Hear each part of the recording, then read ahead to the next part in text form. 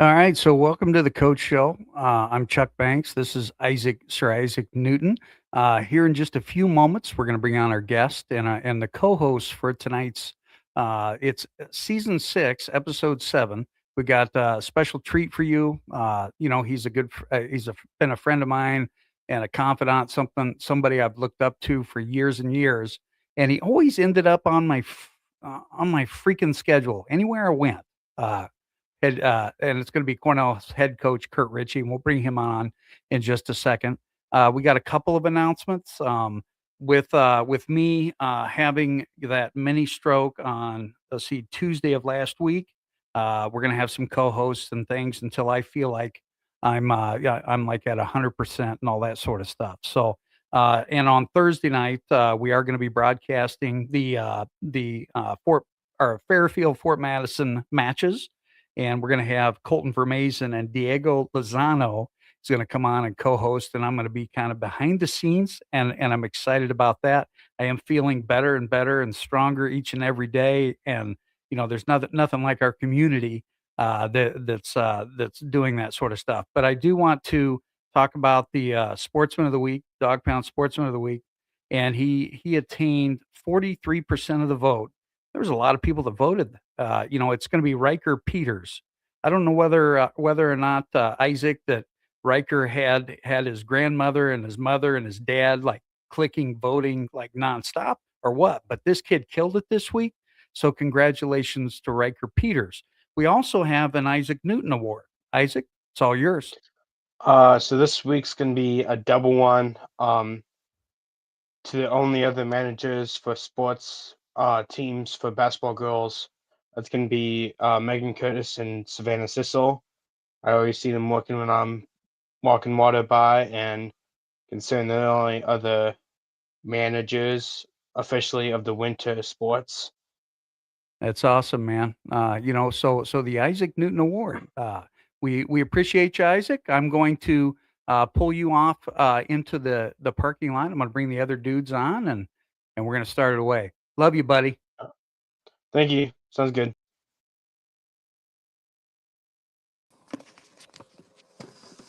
All right. So we're just bear with me here real quick. I'm going to stay on here for just a couple of seconds. Coach Ritchie, man, it's exciting to watch you continue to achieve at a high level, and my hat's off, man. I truly meant every word I said. I think you're a great guy, great friend, and also a confidant. But I don't understand why the Iowa High School Athletic Association, no matter where I moved, I was at Centerville. We had you on the schedule. I moved to Central Lee. I have you on the schedule. I moved to freaking, just across the county, and we have you on the schedule. I don't understand what that is, but that's neither here nor there.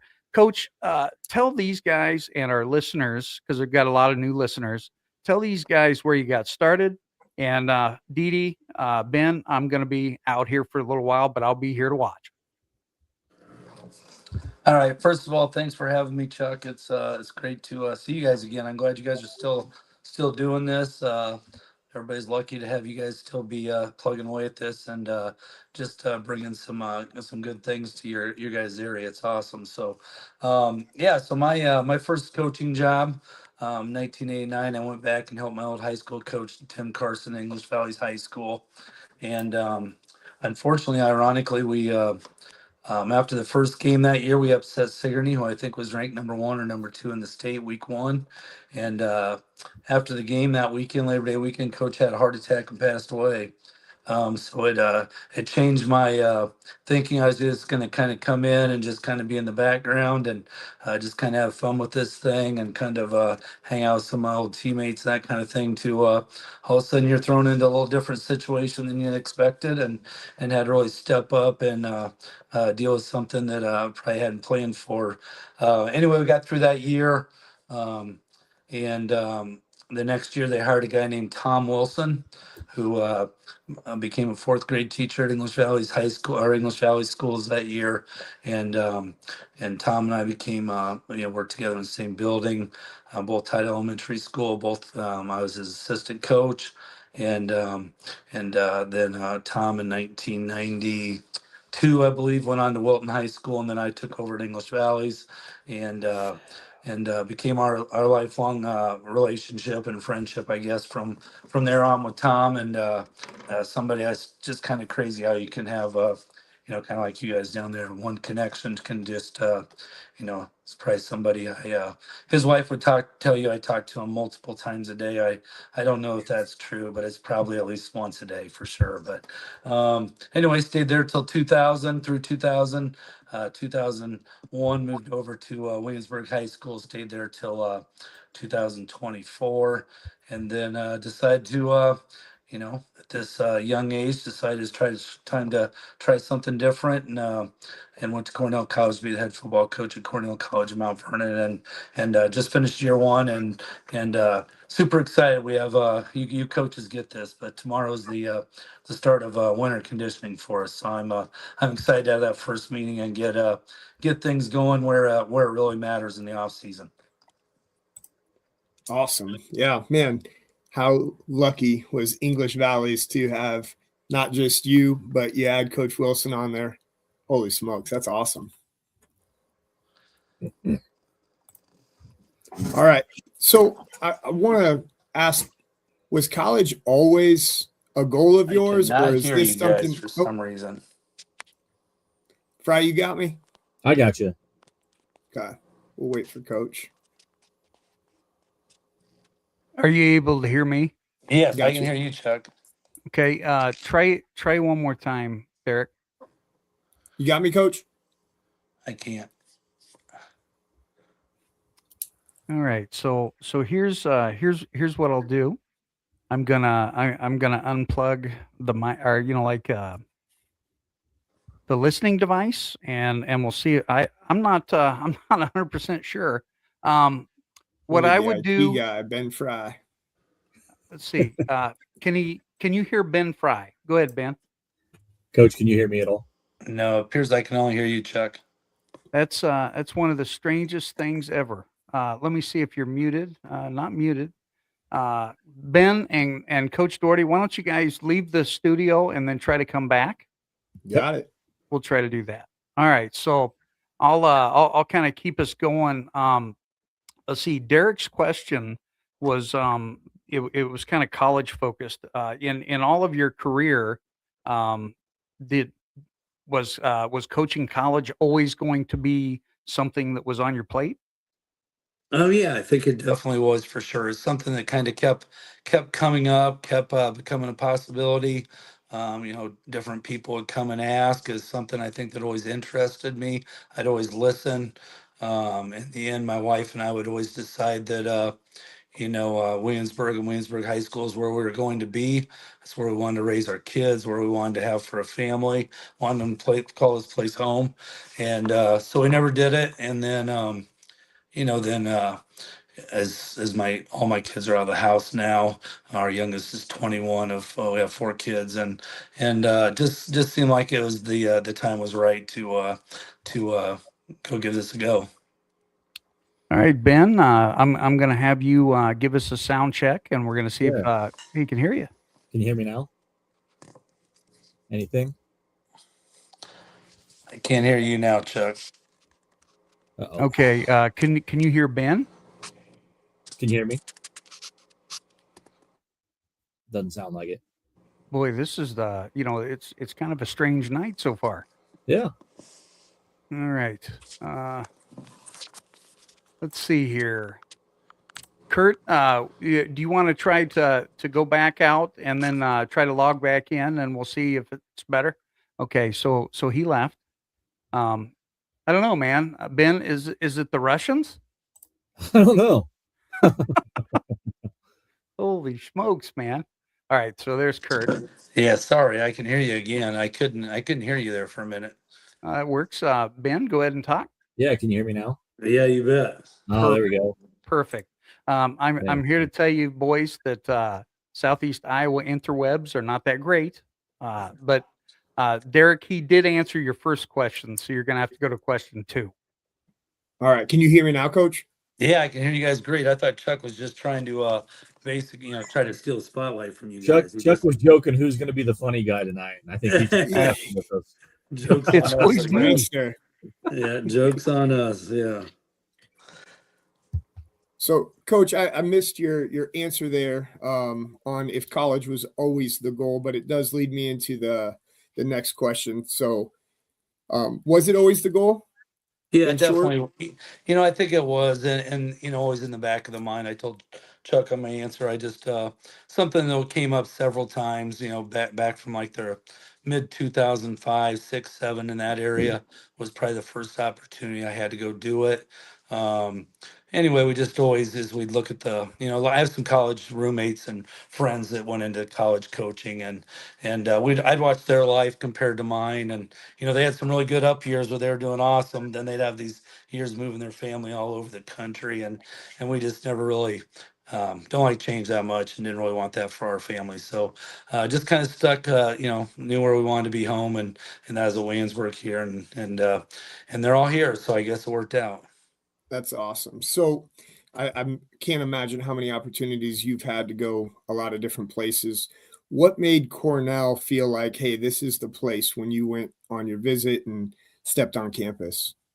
I think for me it was just there's probably a lot of parts to it. I had went the spring before. I'd always told Coach my area up at the University of Dubuque when he was at Central College that if he ever got a head coaching job and I was available, I would be glad to help him. And yeah, he took me up on that spring. So I was driving, making a lot of trips between Williamsburg and Dubuque, and Mount Vernon became kind of my stopover sometimes. You older guys you have to have a bathroom break somewhere. Anyway, Coach Slawbaugh is the men's basketball coach at Cornell, and he was with me at Williamsburg here as our basketball coach, and his daughter and my daughter is our sisters-in-law. So we spent a lot of time together, and so I'd stop and see him, and I just started feeling a little bit, kind of feeling like home a little bit. Felt very comfortable there, um, and I think a lot of it just had to do with the fact that it was in a community I liked going. I'm not somebody who likes to hang out in the city. So Mount Vernon's perfect. And it's close enough that I didn't have to tell my wife we had to leave all the grandkids. So it worked out great that way. And it was and also just, a lot of great people there, and including Mr. Meeker, the athletic director, who I just feel is a great leader and someone who really convinced me in his vision. Coach Fry, go ahead, man. Yeah. So one of your big things you kind of preach, it's always been about the people you're surrounding yourself with, that kind of thing. Where did that philosophy come from? And I'm sure it stems a little bit from your coaching tree that you've worked with, Tom Wilson so closely and that kind of stuff as well. But where did that philosophy come from, and how does it still play a factor now that you've moved from high school to the college level? I think it was probably something built into me long before any of that time. I grew up in a pretty small community, and was just fortunate to be, my dad was not in my life a lot, so I was impacted by a lot of different people.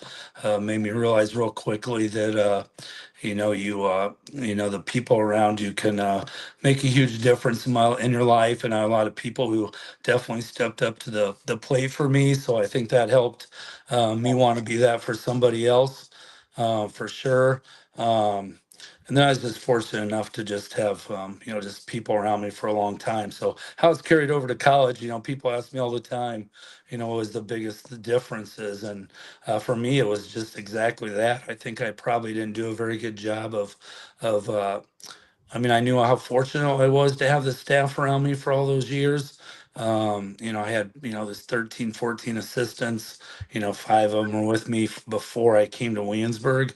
Probably 10 of those guys had been with me at least 15 years.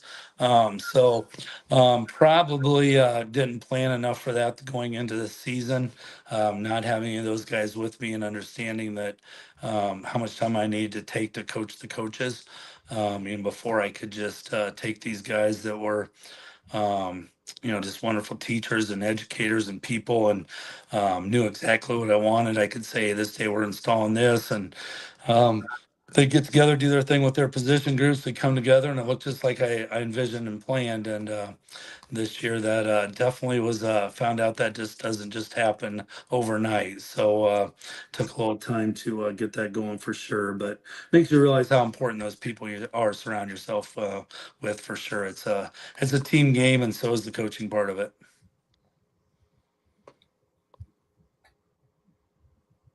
Thanks. He's a foodie. Have you found any new places on your trips to eat? Oh gosh, it's kind of a joke. I'm terrible during the season. I'm a stress eater. I'm a terrible sleeper during stress. I quit exercising during the season, so I think I gained 38 pounds from during the season this year, and I'll start all over, which is not a school record for me. I've been in the 40s before, so I got to pick it up a little bit. But my biggest problem on my drive is my wife always gives me a hard time that when we clean out the car, how many wrappers I'm definitely like to eat when I drive, and probably a lot of other things I shouldn't. But there's just too many Dairy Queens, really, truthfully, between Cornell College and Williamsburg. So I have to go right by a couple of them, and I might miss one, but I have a hard time missing the second. So. That's awesome. Want to go back to what you were talking about earlier with the staff that you had at Williamsburg and how some of them came from English Valleys with you. How important is it, in your opinion, to keep that staff together? Oh man, I think I've always known it, but it definitely would, something I would definitely add the importance to after a year going through without those guys. I think you always tell them how much you love them and care about them, but I don't think you really probably, in my case, understood exactly. Even though I think I was always pretty. I think people don't stick around that long if you don't, really care about them and think that understand how much they do mean. But man, it definitely came into light even more so than I thought it would.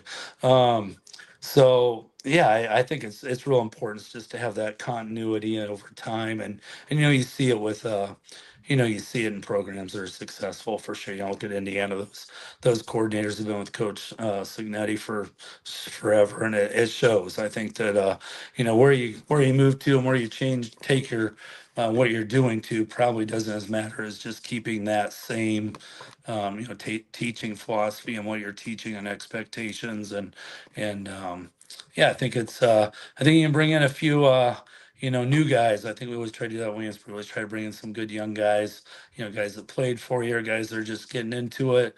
You add them into what you already have, is one thing, but when you really put them right at the forefront and ask them to take the lead is a little bit different. So, yeah, I don't know that people completely understand how important that is.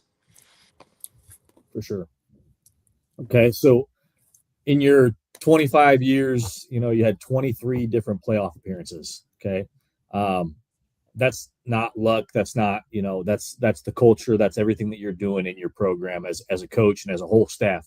What are the non-negotiables in your program when it comes to how how you and your coaches prepare, how you expect the athletes to prepare? Like, what are the non-negotiables just in general for how you operate that sustained success over that amount of time?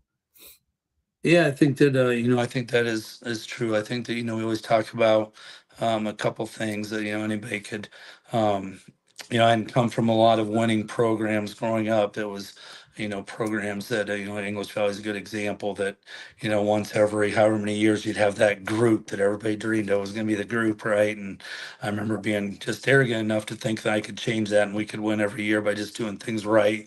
Found out it takes a little while to change that culture, longer than I expected, truthfully, and it takes a little bit to change that attitude. But the opposite also holds true. Once you get it going, it's hard to get out of it. That it'll reproduce in a good way as well. So you just gotta keep fighting and inching your way towards that, and understanding it'll come and get there, and then when it does, it'll just continue to grow.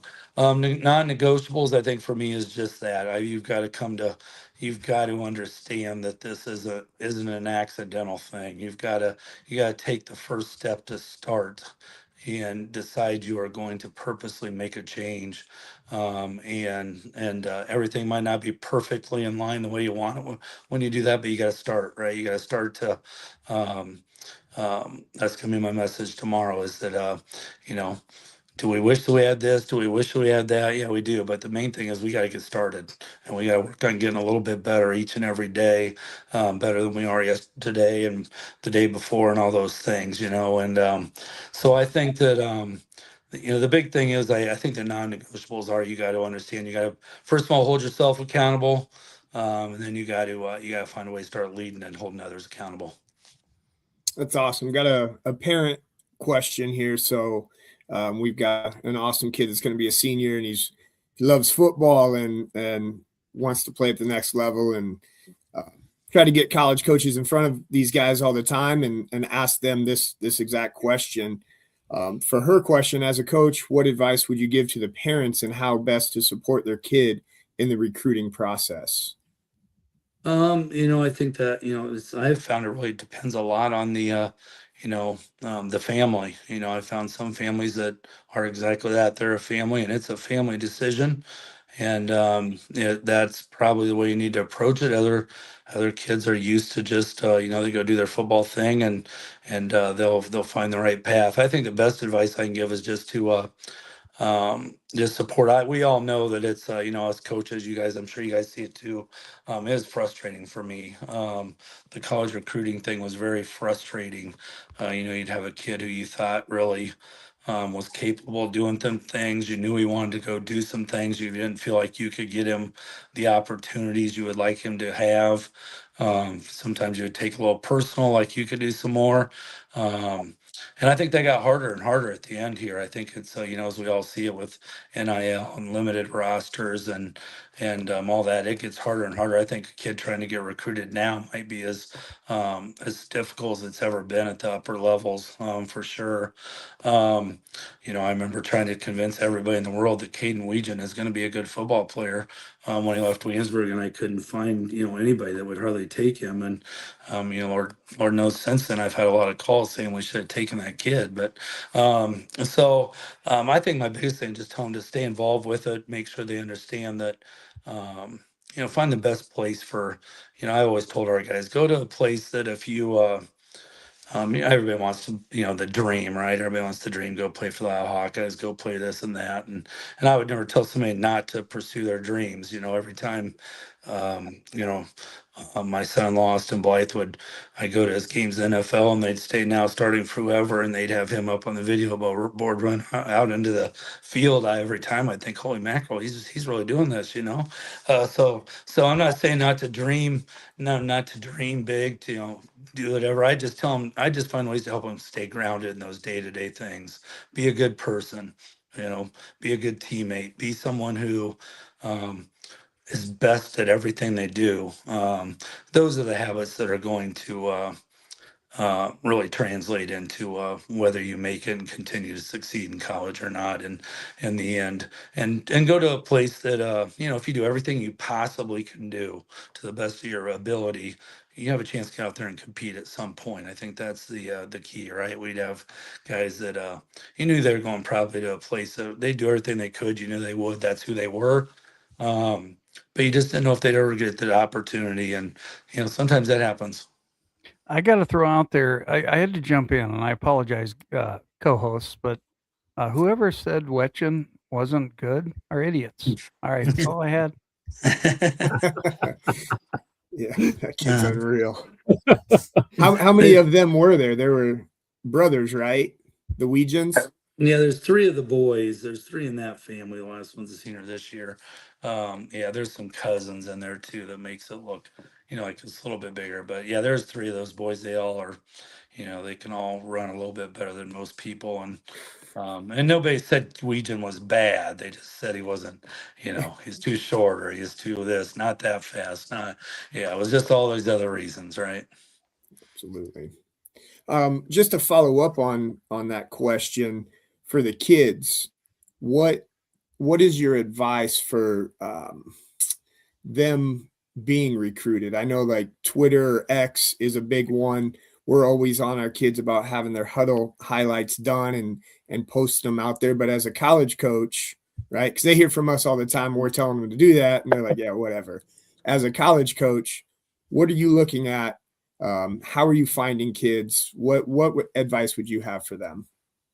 Yeah, I think everybody, we have somebody, each guy in our office has kind of a different area of way they do it. Some guys, get it from the email, recruiting people that send stuff out. And there's a lot of high schools that, I give a lot of these guys credit. A lot of these guys do a really good job of having kind of a so-called recruiting coordinator in other states.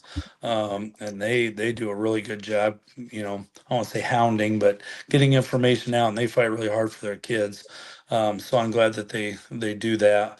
It is definitely a social media world of, I was not a big, X or Twitter, whatever you want to call it, but now it is. I need to set a time of like just 3 or 4 times a day I do it because I find myself doing it constantly. It's just that seems to be the most the way these guys are really getting in front of coaches. Awesome. Okay, so circling back, um, you talked about the sustained success and everything over your 23 playoff appearances. Okay, so then you go to Williamsburg and you make the playoffs for 17 straight years, and you mentioned something when you were talking about it, right? Once you get that ball rolling, it's hard for it to stop. But following up with that, how do you prevent complacency when winning becomes the standard, right? Like, how do you keep your guys from just showing up every day thinking, well, we win, so we're gonna win, and keep that drive to we're gonna win because we're gonna work harder than everybody else? Yeah, no, it's a real thing. I make it sound like it's a good thing. I'll tell you also, it's the thing in the end who as I look at it, really beat me down. It was something I took a lot of personal pride in. It was something that right or wrong, I did not want to let the community down. I felt like I was the one who needed to make that happen, and I think my kids and my wife are probably the only ones who saw that on a day-to-day basis. But it was, I remember my last year, we lost to Independence in the playoffs, and whatever that was, first or second round, and I remember going to the post office, and this lady that I started teaching with in 2000, she hugged me and said, "Coach Ritchie, I'm so sorry you guys didn't make the playoffs this year." And I wanted to tell her, she didn't know any different, but I wanted to tell her this is the exact problem. If we don't make the dome, then all of a sudden, it's you failed in some ways. And so yeah. And then truthfully, it wasn't even the playoffs for us anymore. It really became that. I set the goal when I came. I remember telling everybody my goal was every kid to ever graduate from Williamsburg High School to play in the Dome one time during their 4 years. And I remember leaving the meeting, my wife saying, "What in the heck are you talking about? You've never coached there, and your Williamsburg's never been there." It just seemed like a good thing at the time, right? So, but we were fortunate enough to do it so many times. But complacency is something I don't feel like Um, I've always found ways to re-challenge myself. Like I can always find something, and I could always do that. But whether it be a different scheme, a different way of approaching thing with the guys in the off season, a big thing for us was, and that's what I really fought hard in the preseason to play people that I knew. I could sit and tell these guys we weren't as good as they thought they were, but until you line up and get whooped by Xavier or somebody, then they realize it. So then I'd have them for the rest of the year of understanding that, we still have some work to do, and that worked for us. If you can get through that, those tough moments and make it a learning thing and keep your confidence up, that did kind of work for us. Now the opposite can hold true for like it did for Williamsburg this year, where maybe you aren't as quite as deep as you want. You have some injuries, and you have to go play the schedule they played, and that was always my fear, and that was my fear going into this year for sure. Absolutely. Just kind of going off of that, I read an article Can't remember where it was from now, on you. And you made something, or you said something that really stuck with me. You said success is a choice. And I agree with that fully. What does that look like on a random Tuesday to you? So how do you get that across to your guys that success is a choice, but it has to happen every single day? Because everybody's fired up on game day. Everybody wants to win on game day. Do they want to win on Monday? How do you talk to your athletes about that? Yeah, and that's kind of fitting for this time for me because I talked to our team a little bit about it before we broke for Thanksgiving break that I really felt like I think I struggled a little bit during the season this year at Cornell, just feeling like I had truthfully earned the right to lead and earned the right to, because I wasn't there doing the work, right? I obviously got there last spring, but it's a lot different than what I expected, and the fact that the middle of May these guys left. And I didn't see them again until August. It's not like it's not like in high school where you earn your keep over the summer. That's not what it was. So it's really the winter and the spring are those times, and I wasn't part of those. So I think that I felt like I was. So that's why I think I'm super excited about tomorrow and getting things going because to me this truthfully is when you take care of the Tuesdays now. You take care of, Tuesday co-week next year doesn't really matter if we don't get better tomorrow, if we don't get better Tuesday, and teaching those habits of how you do that, and that's the part that I've always, in my opinion, have strived and really enjoyed, maybe more so than the game day excitement is earning knowing that beforehand that when you get to those times that the work's really already done. And so, that'll be the teaching process going in tomorrow. And they're going to think this seems really, really elementary and this seems really, really boring. And they're going to find out that it's really should be really easy, but it's really not. Yeah. And then obviously you taking over Cornell, kind of challenge yourself with a new program again, right? How do you balance raising the standard at Cornell without breaking the culture that already exists while still trying to put your own spin on the culture and all that kind of stuff too? So, trying to come in and not just uproot everything that the people there have already, been a part of, but also trying to make sure that what you're trying to accomplish is the focus for your program.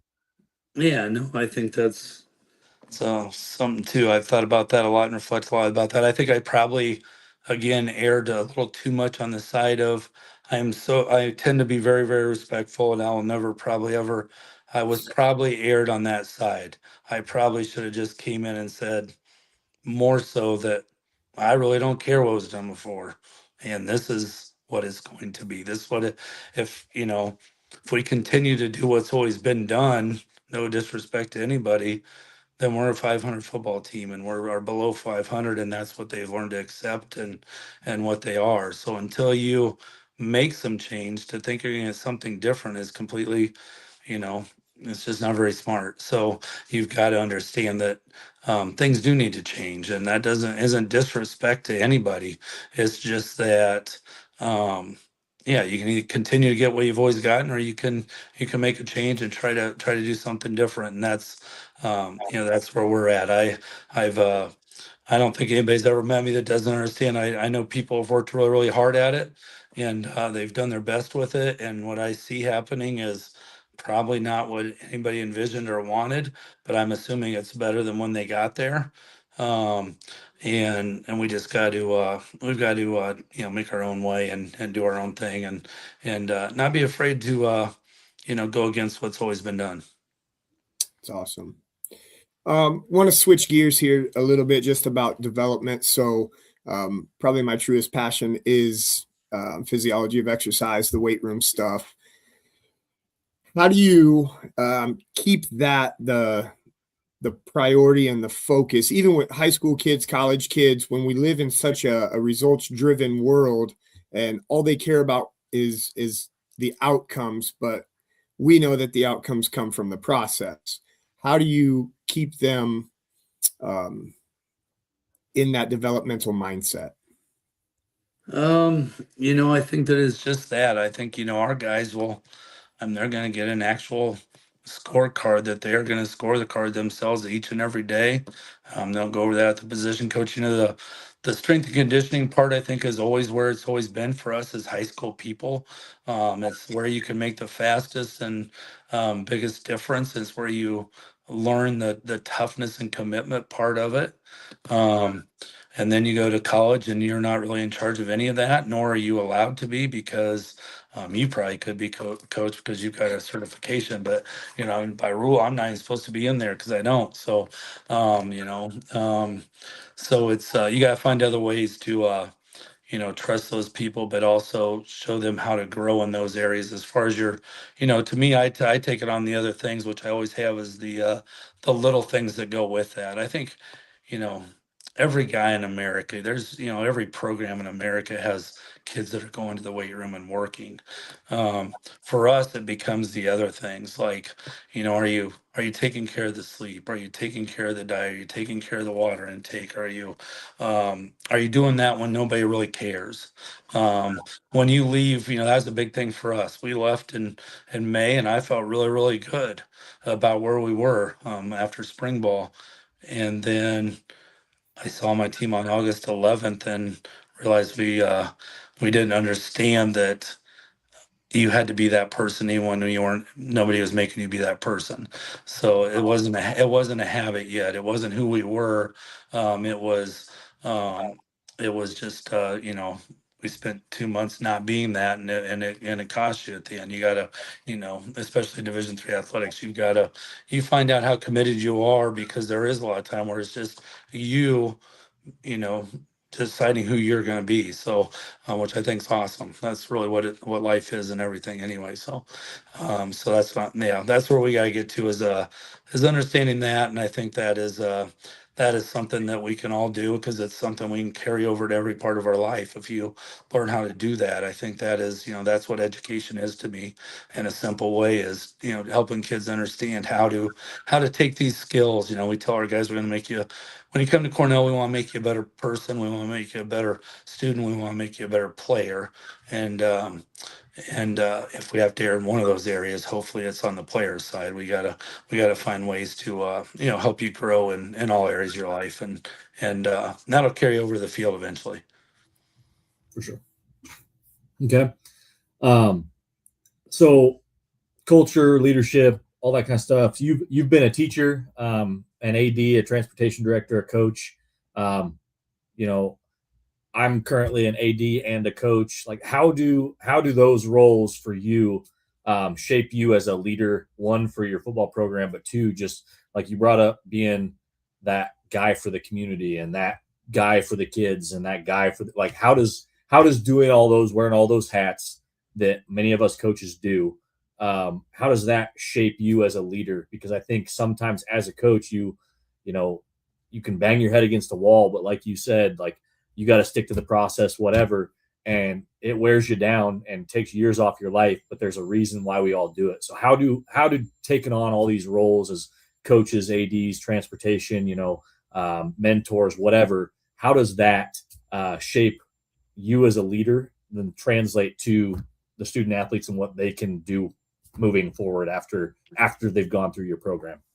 Yeah, sure. No, I think that all those roles are hopefully, um, I think I once thought that um, being a high school athletic director and coach might be one of the most craziest professions someone could get into once I was getting out of it, thinking, my goodness, this is a crazy way to live when you look at it. And then I found that there is something even more crazy, and it's not being a college football coach; it's being a college athletic trainer. Those are the ones. Those positions are, those people are, they. But I think all those positions have one thing in common: you better love it. You better, for me, as I look back on, I don't feel like I ever felt like I was going to work. I never felt like all those hours were something that I dreaded punching the clock for. You just do it because you love it. And I think that I always tell people all the time, if you can find something like that, for me, like I said, and I'll do those things, run a hunting club. I feel like I've never really had to work, even though I've put in a ton of hours, because those are the hours. I think you have to go through those hours. You have to. There are no shortcuts. I think that's how it shapes you. Um, you have to go through those experiences, and now I see these guys coming in my office, and going through these things that you know I've been through, we've been through, we've seen a lot of other people go through, and we've seen some who got through the other side, some who didn't, and so you know how to fight those things a little bit. You can't fix them all. You can't do it for them. They're the ones who have to go through it and fight through it. So yeah, I think you just support them the best you can, and just let them know you're right there beside them. So I could sit here and listen to you talk all day long. Like, I always love our chats. I think the thing that I love most about you is how reflective you are. You can tell that, one, obviously it means a lot to you, so you put the time in.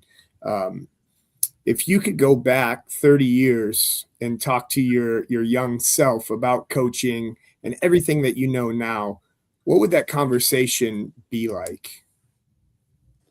For me, I think everybody's different. I think you got to know yourself. Like you said, Derek, I think the reflecting part, I'm not a journaler. I feel like I should be a journaler. I read about it, and I think it's an awesome thing. I don't take the time to do that at night, and I probably sleep better if I did.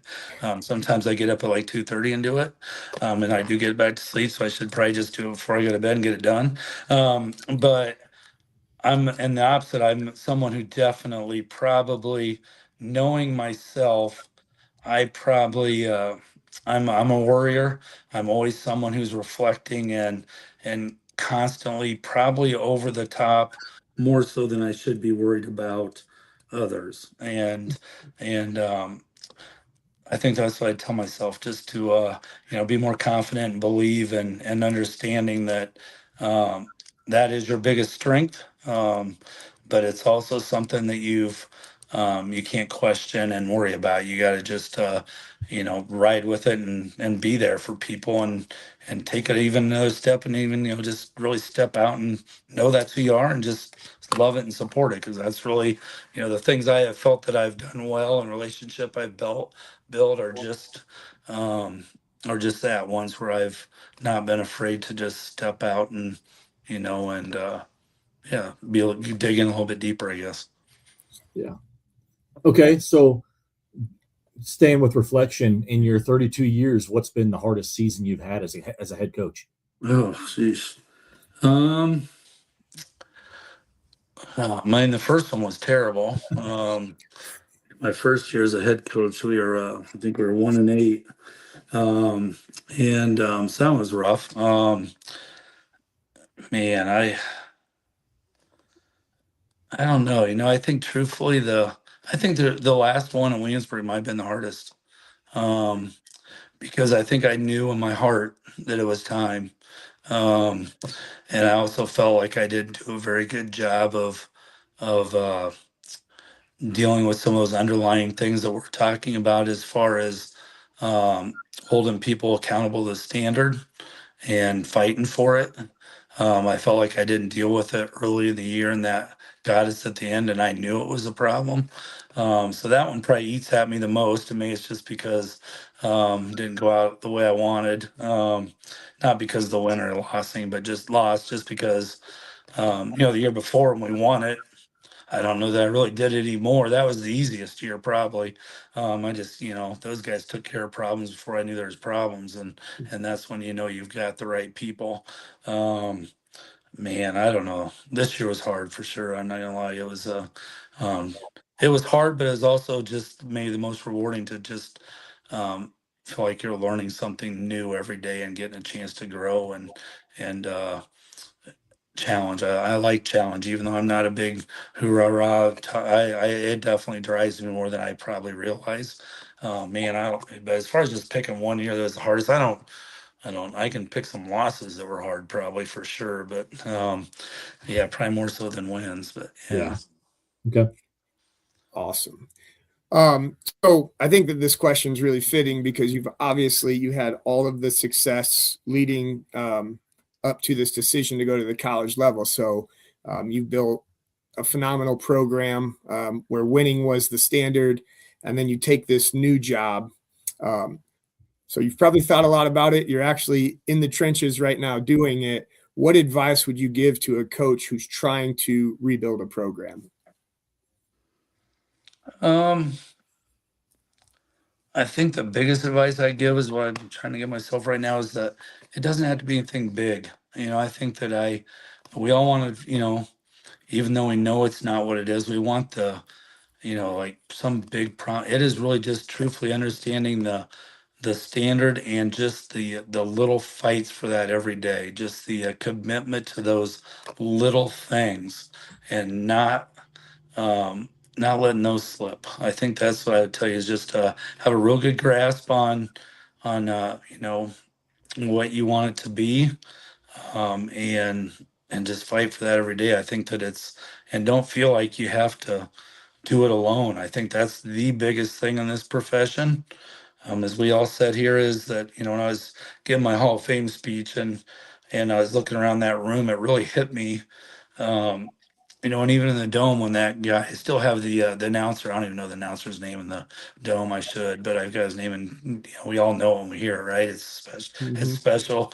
But I remember him even saying on our highlight film, Williamsburg finally state champions, and I still keep that in my head for some reason. But everybody's thinking what you thought. I think that's what really hit me is just how many people in that moment looking around the dome at the Hall of Fame speech, how many people have like really helped, like have just been part of it, right? So I think that'd be the other thing I tell young guys, just don't be afraid to just latch on to somebody and jump in there and ask for help and let them be part of who you become and what you become together. I guess that's really what it is. I feel like this profession is, um, even though there'll be some exceptions of people that are not that, but there are just a lot of people. We're all fighting the same thing together and going through it together. That in the end are just really good, caring educators, people that want to help others become better. So take advantage of that. Okay. Banksy's just on a roll. He is. He is. Okay. So, we've talked about, your success at Williamsburg, what you're doing at Cornell now.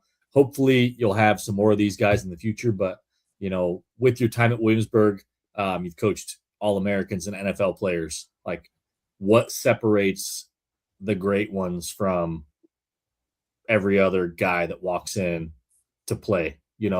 Hopefully, you're going to have some more All-Americans and potentially NFL players with Cornell, but like, what makes those guys different? I think the first and foremost thing is that um, they want to be the best, and that doesn't mean they like set the goal. I want to play in the NFL. It just means they have that daily drive to become the best. That's what I've probably seen the most with our guys that are, at some point they understand. Um, and I think most of them. I think the other thing is they're all another common thing that they all have in common. I believe is they are incredibly humble. These guys are all believe. I don't know if any of them believe they're best. Well, Weejan might. He's pretty but even him, he acts that way. But I don't know if that's what's truthfully what it is. But they are extremely humble. They want to. They don't believe they're fighting because they don't believe they are the best. They have this chip that they have to do things better than everybody else, because they're not that. They're also, they're the guys who go above and beyond to treat others the better. I think the one thing they have in common is they uh, have a great love for the other people on their team. They're very caring people. I think that's another thing, and then the last, and I've really found this is really true right now is you've got to absolutely, we tell our guys all the time at Cornell what we're looking for is the first one. We want people who are that. Just when I go to the school and I talk to the secretary, they're going to tell me that Johnny is a great dude. He's not in here trying to get out of trouble. He's a great kid. Everybody pulls for him, right? The second thing is they want to be the best. But the third and final one, I think it might be the key, is just you've got to have a true love for the sport. You've got to have a love for and not just the Friday nights or the Saturdays or the Sundays or whatever it might be, but you've got to have a love for the daily grind, the preparation part of it. If you want to fake that part, it's not going to work. You got to win on Tuesday. Yeah, you got to love that part more so than Friday or Saturday or Sunday. Awesome. That is awesome. Holy smokes. So obviously, again, the kids hear from Coach Fry and I and Coach Banks all the time. Big believers in multi-sport athletes.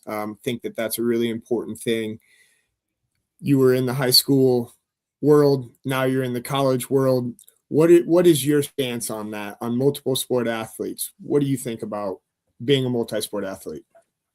Oh, yeah, there's no substitute. I've seen him even probably more so now. I have one, we have a quarterback who I think is very extremely talented, but I remember saying, you're going to weigh 170 pounds. You've got to slide. You got to get down. His dad always tells him he has I don't remember, get out of trouble things, but not get away from trouble speed, but not get away from the cop speed. But anyway, I don't know, whatever that means. Something he tells me after this pretty good, but I'm like, you try to slide. I'm like, my goodness, man, you're better off not sliding because you're gonna hurt yourself.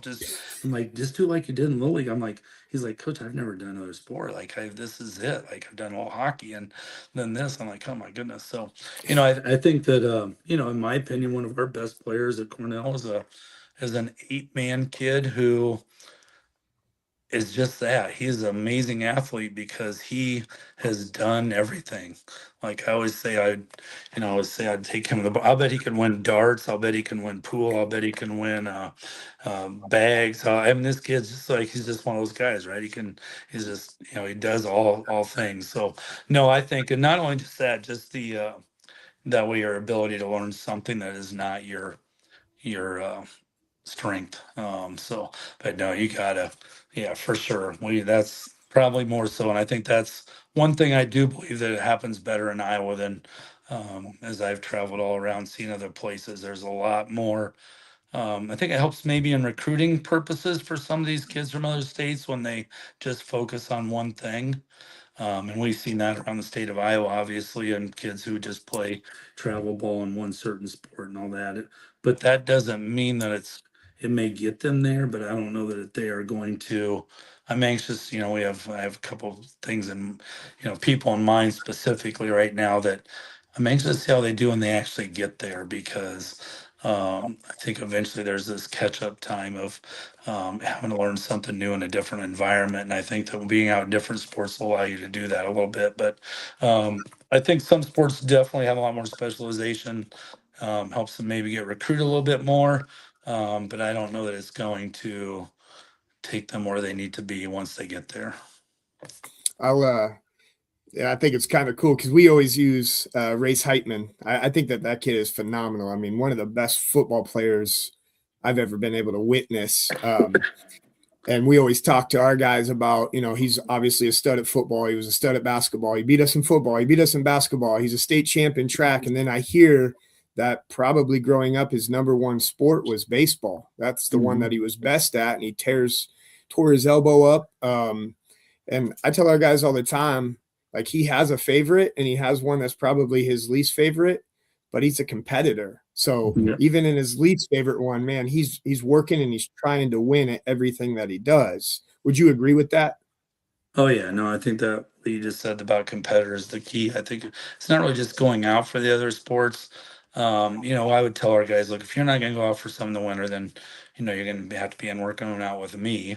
The problem is that that's not competing, right? It's competing becomes a habit. You become more, just like anything else. The more you do it, the more comfortable you get with it. Does everybody love to run out and line up and for a race and track where maybe aren't as fast and it's just going to come down to guts a little bit and heart and all those things? No, it's stressful and it's hard, but you become more you just become more comfortable with it the more you can put yourself in those situations. Awesome. Okay. Advice for young coaches, or just in general, as somebody that's been around the game for a while, what do you think young coaches tend to overcomplicate the most when starting out in either a coordinator or head coaching role? Obviously I heard some couple new guys this year.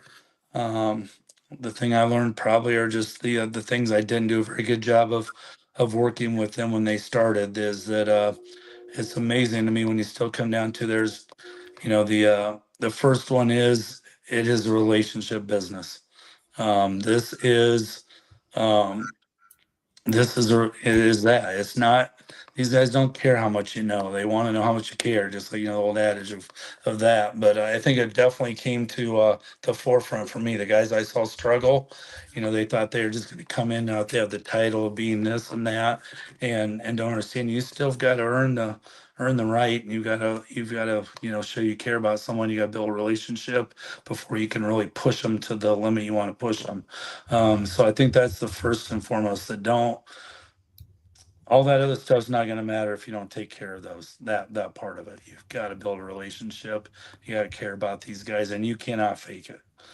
I inherited a group of offensive linemen this year that were seniors that I coached them last spring, and I was their 8th offensive line coach. They'd seen it all, right? They weren't gonna. There was nothing I was gonna bring that they hadn't seen before. But what then happens? They learn to read people really quick. That the first thing I tell young coaches is make sure to understand you need to be genuine. You need to care. If you fake those things, good luck. You're going to fail. I don't care. The other thing is you've got to be a good teacher. It's not how much you know, it's how much you can teach these other guys. That's where I saw people really struggle too. Is when they didn't understand how to teach and communicate what they needed to do with the guys at their position group and their thing. I've seen, I heard some young guys that struggled with those. I heard some older retired guys that were just looking for something to do. And at the end of the season, the ones who really, really had a great year, and as I did end of the year exits with guys, the ones that really got rated really high were the ones who the experienced old guys that just knew how to work with kids and teach kids, and I can guarantee you they don't know half of what some of those young guys did. Those young guys would talk about coverages and techniques and stuff that some of us were like, I gotta look this up in a dictionary or Google or something. But the problem is that I think that the players they were coaching, they didn't know what they were talking about either, but they never took the time to tell them what that was. So therefore, it might as well have been speaking a foreign language. So yeah, so so I think it's those two things: be a good communicator, teacher, and care about people, build relationships.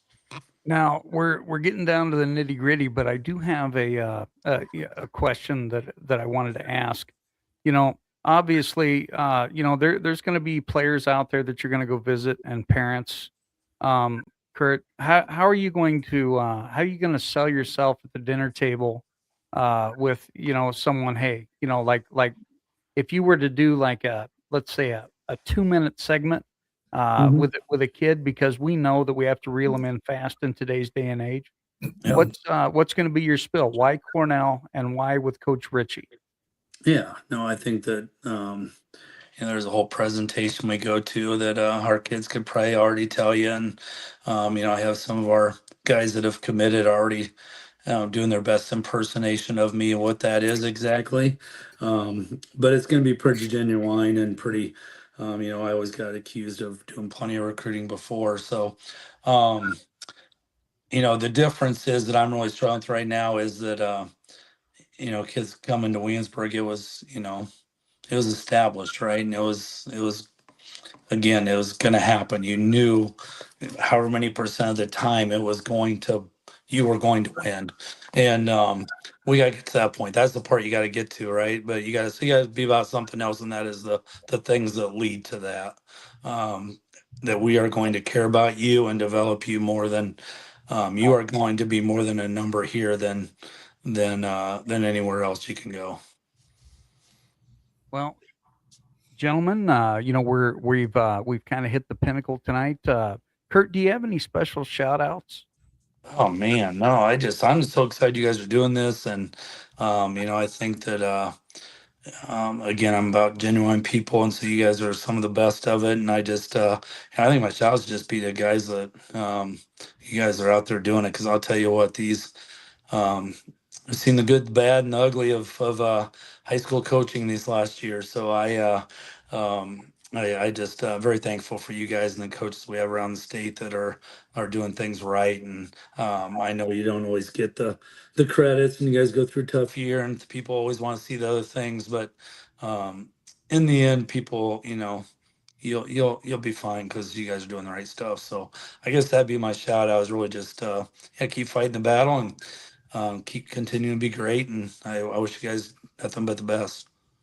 Well, we definitely appreciate you, and I'll let Derek, talk because, I promised that he could be the co-host tonight. Go ahead, Yeah. Derek. Yeah.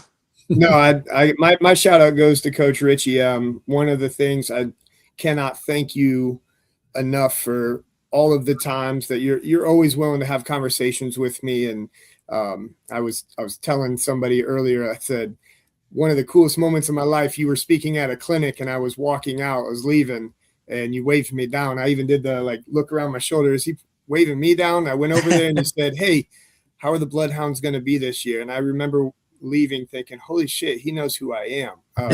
You're somebody that I admire, and I truly appreciate our friendship. And he even took time out this year. I went and watched him play when he played Monmouth, and he walked us off the field and talked to us. You're just a genuine guy, and I cannot thank you enough for that. Well, Ben, yeah, do you no. have anything before I do mine? Yeah, no, I was just going to say the same thing. I haven't had too many interactions with Coach Ritchie, but the first one I probably had was when I was on my way out of the head coaching job at Sadell and coming down to Southeast Iowa, and we were sitting in the all district or in the district Right. alignment meeting, just talking about stuff. And biggest thing is, I mean, you were on your way to Cornell at that time too, and just how humble and just down to earth you were, and easy to talk to. And at the end of the day, everything you were pitching and everything you were talking about was what's going to be best for the kids. What are we going to get? What's going to be best for all the players, and what's going to benefit every single program in this district to do it this way. And that was huge, especially coming from, like Sadell, that is not a very historically, successful program. I don't think there was ever a time in that meeting where I was like, well, I don't feel good about going and playing in Williamsburg or whatever, because I know that their coaches and their community is going to treat the guys right when we go. So just a huge appreciation from me to you for that. My last thing here, and then I'm going to let Derek, give the shout out to next week's guest. My last thing is I look forward to watching your collegiate coaching. I'm going to catch some games this next year, and I'm glad that you're not on my schedule anymore, Curt. I mean, it's Well, one that'd of be a those lot things. better. Yeah, that'd be a lot better than going to, Derek says I took time away to, it was easier to go to talk to him in the stands in Monmouth than go out on the field against their team. So you find the place of least resistance, right? So, Oh yeah. All yeah. right, Derek. Who's next week's guest, and then we're going to cut her off. Yeah, so next week we're excited. We're going to have Coy Dorothy, he's the head coach at West Hancock. He did a little coaching here in Fort Madison, just an all-around great dude, and really excited to have him. All right. So we appreciate everybody. Appreciate everybody stepping in on Dog Pound Radio. If you would like to be a guest, sponsor, or whatever, you can email us. That's coachingcultureinathletics@gmail.com. Coachingcultureinathletics@gmail.com. Roll Hounds.